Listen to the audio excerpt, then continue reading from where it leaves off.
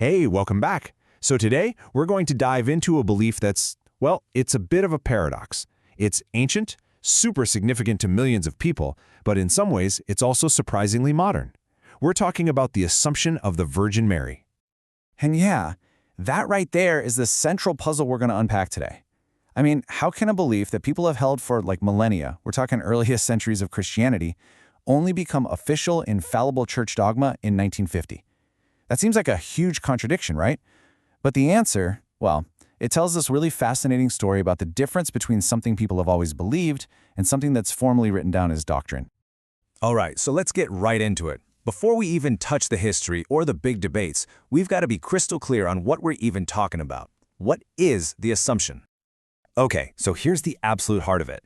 The Assumption is not just about Mary's soul going to heaven. Nope. The doctrine says her physical body was also taken up, or assumed, into glory, body and soul. That's so important because it preserves her complete personhood.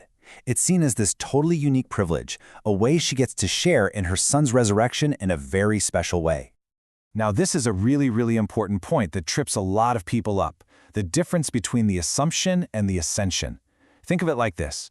Jesus, as God, ascended into heaven. He went up by his own power. It's an active thing. But Mary was assumed into heaven. God's power took her up. It's a passive thing. See the difference? She was given this incredible gift. She wasn't performing a divine act herself. Okay, so this naturally leads to one of the biggest questions people ask about all this. If she was taken up body and soul, does that mean she just didn't die? Did she get to skip death entirely?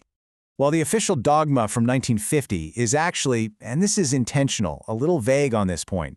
It just says she was assumed having completed the course of her earthly life. That leaves the door open, right? But the overwhelming majority view in both the Eastern and Western churches is that she did die a peaceful death. They often call it the dormition, which just means falling asleep. And this was seen as the right way for it to happen, because it made her journey mirror her son's even more closely. Death and then glory. Okay, so if the formal official definition is from 1950, that begs the question, where did this belief actually come from? Let's dig into the history and see how this idea grew and developed over hundreds and hundreds of years. And this timeline, I mean, it just lays it all out, doesn't it?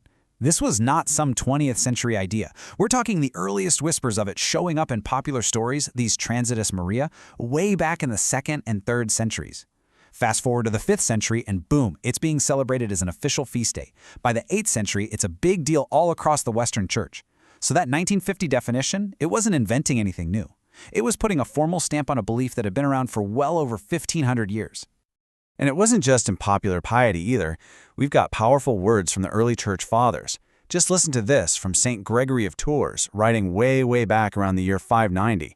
He's talking about the tradition of Mary's body being taken into paradise like it's already a well-known thing.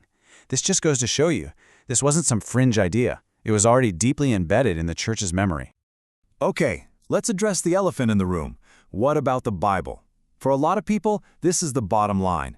If this was such a huge, significant event, why isn't it spelled out in Scripture?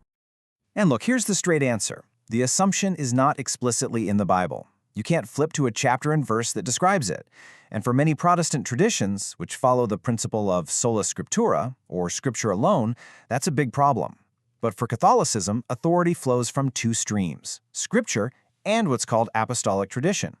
The idea is that this belief was passed down directly from the apostles, even if it didn't get written into the New Testament. Now, that said, just because it's not spelled out, theologians will point to what they call biblical echoes that support the doctrine. For instance, in the book of Revelation, there's this vision of a woman clothed with the sun in heaven, who many see as Mary. There's also this powerful connection to the Ark of the Covenant. The old Ark called the presence of God, right? Well, Mary is seen as the new Ark because she carried Jesus himself. So it makes sense that she too would be brought to a glorious resting place. And hey, there's even a precedent for this in the Old Testament. Enoch and Elijah were both taken to heaven body and soul. So you can imagine, a belief like this, it's going to have some debates around it. So let's get into the nitty-gritty and look at the main objections and, of course, the theological responses to them. Okay, so the objections really boil down to two big ones. First, the silence of Scripture. We've kind of covered that already. The rebuttal is that it's a belief from tradition, not a Bible-only belief. The second one, and this is a big one, is the timing. Why 1950? Why so late? And the response here is really key. The Church sees it this way. Dogmas aren't invented out of thin air. They're formally defined when there's a need to clarify something people already believe. And think about what was happening around 1950. The world was reeling from World War II. Pope Pius XII saw this as the perfect time to make a powerful statement about the dignity and the ultimate destiny of the human person, to offer a sign of hope. So the belief was ancient, but the timing of the definition was very, very modern and intentional. This next point is a really fascinating historical argument. You have to remember, in the early church, relics of the saints, a piece of bone, anything, were like absolute treasure. They were incredibly important. So, if Mary died and was buried, where are her relics? Where is the tomb of the most revered saint in all of Christianity? And this is where the argument does a complete 180. Believers say the proof is the lack of evidence. The fact that there is a total, complete, universal absence of any bodily relics of Mary, that is the evidence for the assumption.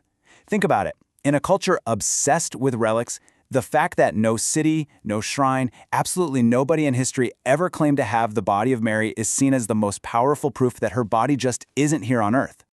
And here's a plot twist you might not see coming. Today, we think of the Assumption as this major dividing line between Catholics and Protestants, right? But it wasn't always like that.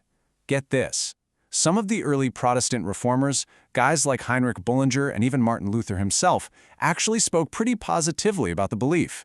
It really suggests that at the start of the Reformation, this wasn't the hill they were choosing to die on. Their big arguments were about other things entirely. All right, so we've gone through the what, the when, and the how. But that leaves us with the biggest question of all. So what? Beyond all the theology and the history, why does this doctrine actually matter to people today? Well, for believers, it's actually deeply personal, and it's all about hope. See, Mary's Assumption isn't just some story about her from long ago. It's seen as a sneak peek, a promise of our own future resurrection. It's this powerful statement that the human body has dignity.